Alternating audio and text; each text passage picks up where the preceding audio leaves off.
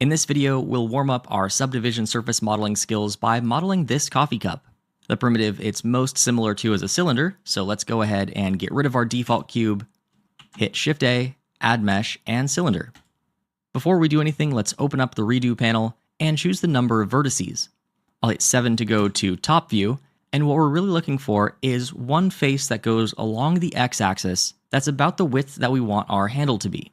So first I'll just cut this in half, and that looks like about the right size for our handle, but we don't have that one face that's going directly along the x-axis. So I could decrease this to 14, but that looks a little bit too thick for the handle, so I'll go in the opposite direction, and let's go with 18. Next, let's actually make this cylinder to be the size of a coffee cup. So I'll hit N to open up my sidebar, go to the dimensions, and let's set the X and Y values to be 8 centimeters. Coffee cups come in all different shapes and sizes, but for this one, let's make the diameter 8 centimeters and the height 8.5. Be sure to type in cm, otherwise it'll be 8.5 meters, and while I wouldn't mind that amount of coffee, I don't think it'll fit in my cupboard. Once it's scaled down to the right size, let's hit Ctrl-A and apply that scale, just so that all of our operations and modifiers work as expected. Then let's decide the shape that we want. I'll hit Tab to go into edit mode, 3 to go into face select mode, and maybe I'll make the bottom just a little bit smaller, and the top just a little bit bigger. This is where you can have fun though, and make this whatever shape that you want. We could even add an edge loop with Ctrl-R right in the middle, hit S and scale that up just a bit. But before we get too far into things, let's hollow it out. So I'll hit 3 to go to face select mode, select the top, I to inset, and give this a little bit of a lip. Then let's go to front view with 1, Z and toggle X-ray or wireframe, E to extrude. Let's extrude that along the Z axis, all the way to the middle, E to extrude again, almost all the way down, leaving a little bit of a gap, and scale that down so the curvature matches. With that done, we can toggle off X-ray and see what this looks like with a subdivision surface modifier.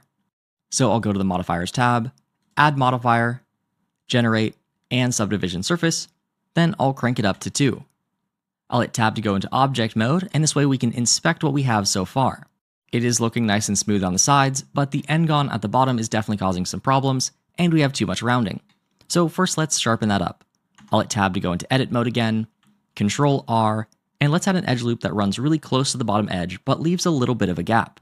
Then to make an edge loop on the inside, I'll go to face select mode, select that bottom face, and hit I to inset.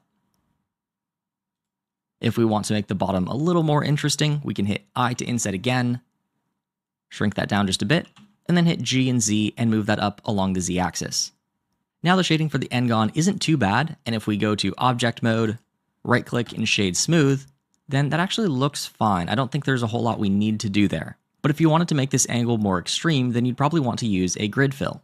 So I'll turn off the subdivision surface modifier for now, just so we can actually see this face, and then I'll delete this face with delete and faces, 2 to go to edge select mode, Alt left click to select the edge loop that goes all the way around, and then let's go to face and grid fill. I'll change the number of spans to 4 so that we get more of a grid and not just lines running in one direction, and then I'll hit Ctrl-7 to go to bottom view, and then change the offset until it lines up with the X and Y axes. Then let's do the same thing for the inside. I'll hit Ctrl-R and add an edge loop towards the bottom there, again leaving a little bit of a gap, then selecting that bottom face, I to inset, and this one we can leave completely flat. And if we go to object mode, turn on our subdivision surface modifier, I really don't see any issues with this n-gon down here, so I'll just leave it as is. I do want this to be sitting on the ground though, so I'll hit tab to go into edit mode, take the faces that are closest to the center of the bottom, and then go to mesh, snap, and cursor to selected. Then go to object mode, object set origin, and origin to 3D cursor, and then object, clear, and location. That way when we scale or rotate this, it'll start from the very bottom of the coffee cup. Then I'll hit tab to go back to edit mode, and let's sharpen up this top here just by adding an edge loop on the inside and the outside. Ctrl-R and Ctrl-R, slide that up, and left click to confirm. Now all we need to do is add that handle, and we need to add some edge loops to support it. So I'll add one here at the top, and another edge loop here at the bottom. If we want to continue our rounding, then we just need to Alt-Shift to select both of them, and then Alt-S to scale them out just a little bit.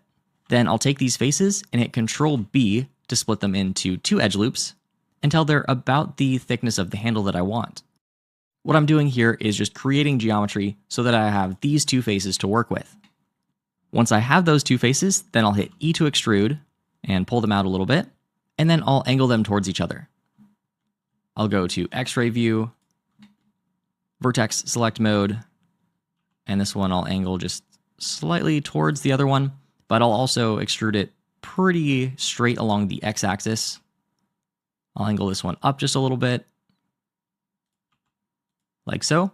And then I can take both of these faces, turn off X-ray, right-click, and bridge faces.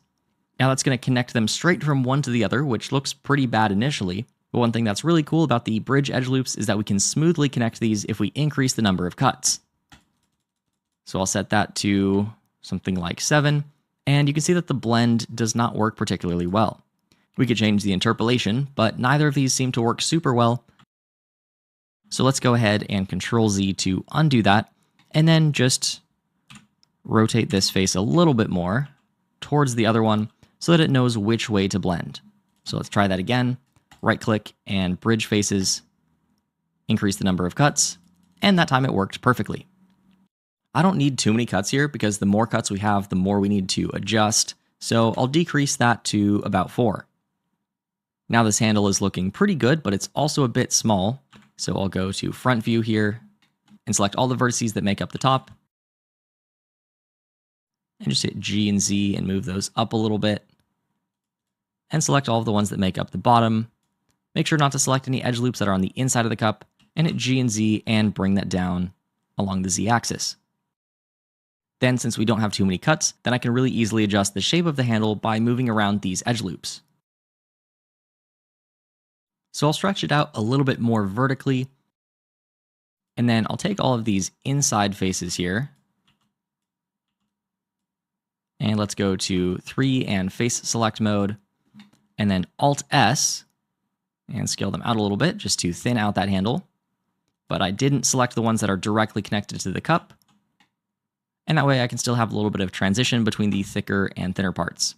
So if you want to adjust this, just hit Alt-S, scale along the normals, until that's about right. And if you want, you can also change the thickness of the handle just by selecting the faces on the opposite side, just like so, and then hitting S and Y.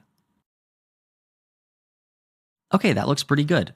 I'll just give this a little bit more of a transition into the cup by selecting the edge that connects it directly, and then hitting G twice and sliding that down just a little bit.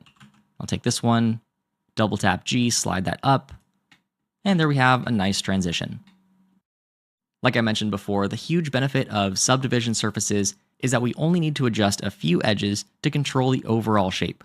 For example, here I'm not thoroughly satisfied with the shape of the handle, and so I can really easily go in here, go into X-ray view, select these vertices, and adjust this to my liking. So go ahead and shape this coffee cup to however you prefer it. And if you want a bit of a challenge before heading on to the rest of the course, try modeling a completely different coffee cup in a completely different style, and maybe adding a little saucer beneath it. Once you feel sufficiently warmed up, then head on to the next lesson.